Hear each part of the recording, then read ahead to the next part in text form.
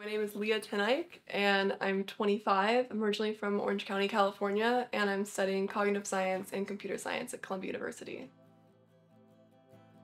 I've got kind of a rare form of EDS type 3.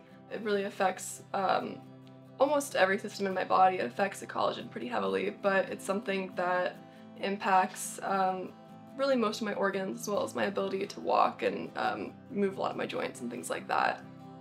I became disabled at 16 and became a wheelchair user at 17.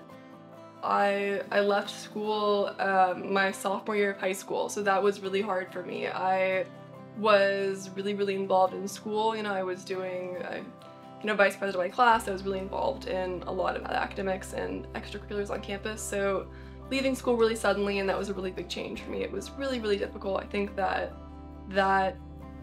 type of change, when someone particularly when there's things that we associate with our beauty or our self-worth and things like that, and we lose those things, I think that particularly for a teenager or a child, that really hits home.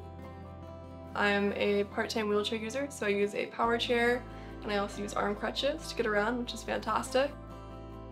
It took about 4 years to get diagnosed. Women with my condition often take between 6 and 11 years to get diagnosed, so I was extremely lucky.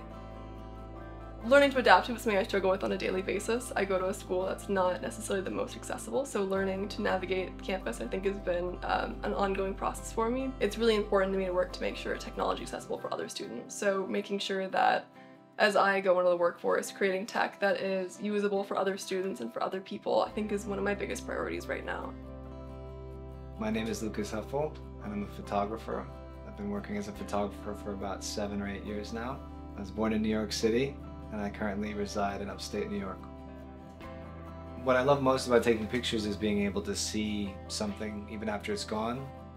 I became a photographer because images represent so much to me, and it became a way of creating very easily. This was the first opportunity that I had to take a photo with someone with a disability. I think that the Bold Beauty Project is really amazing. I think that the fact that it was started by a woman with a disability is really empowering. I think the Bold Beauty Project is exemplary, and it's something that should be more widely practiced. There's a lot in this world that needs acknowledgement. There's a lot in this world that needs to be shared with the masses and shared with people. Highlighting things that already exist for people with disabilities and recognizing that those differences they're differences, yes, but they're also something that really makes us beautiful, I think is something that makes this project very empowering. Lucas is absolutely fantastic. We had a lot of fun going through kind of mood boards and finding sort of a vision. With Leah, she made it easy. She had a great enthusiasm. She was extremely polite, charismatic, funny. Synergy between us.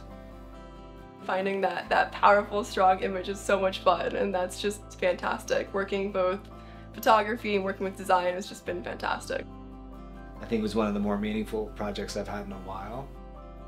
This idea of being sort of weak is something that is inherently tied to society, I think, particularly for disabled women.